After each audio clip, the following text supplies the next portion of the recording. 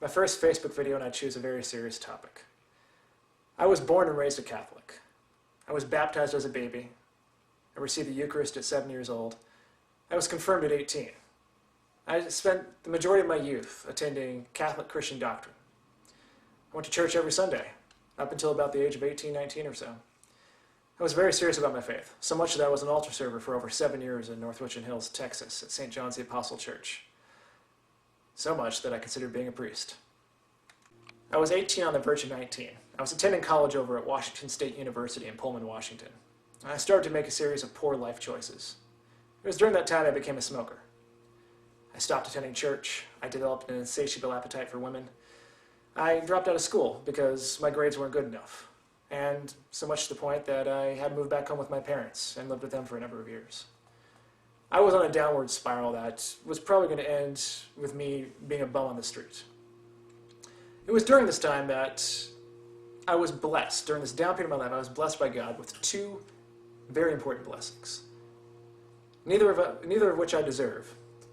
But the first is my wife. I've had a couple serious relationships before I married my wife.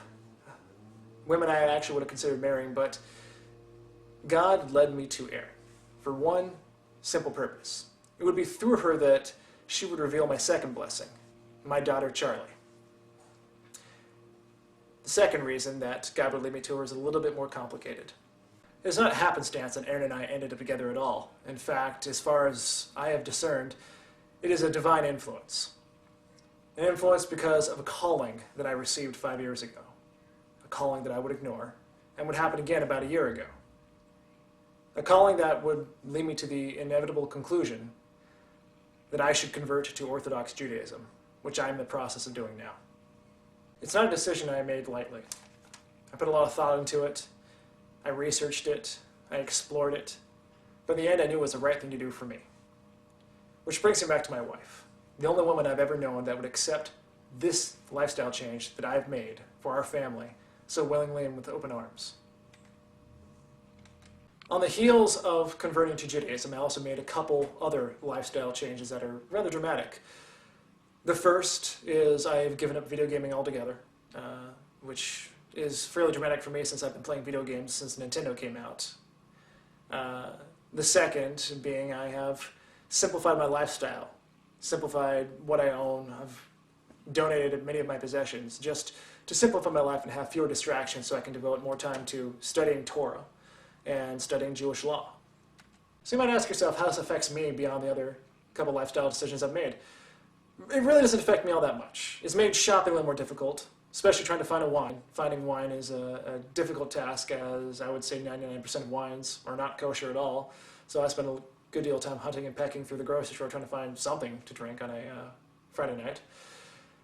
It also made me give up my other obsession, bacon.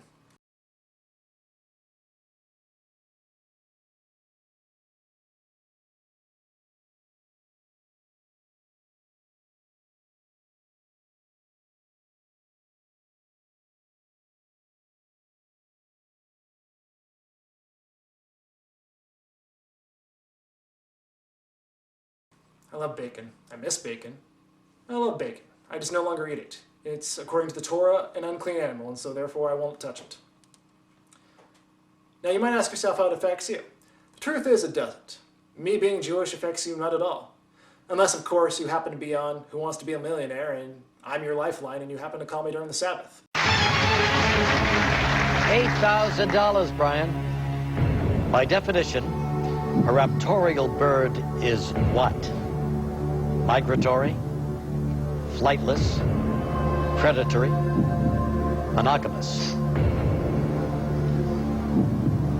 Raptorial. I think I'm gonna play it safe and phone a friend, just to make sure.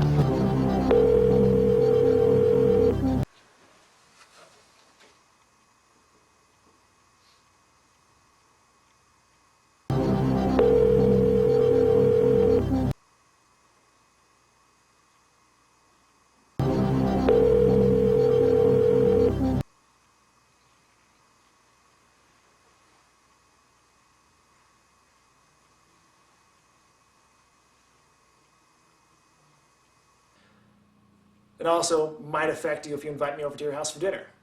I won't eat your food because your food is probably not kosher. Even if you go out and buy kosher food, your dishware is not kosher. So you don't have to cook a meal for me, which is a win for you. I'll bring my own. You can save yourself money and we can both enjoy each other's company. So beyond that, I thank you for your time in watching this video and listening to me spill my guts about what I've been doing the last 8 months. Probably won't be my last video, but I won't make one for a long time after this, I'm sure, because it's just not my thing. But thank you for understanding. Thank you for your time watching, and God bless and Godspeed.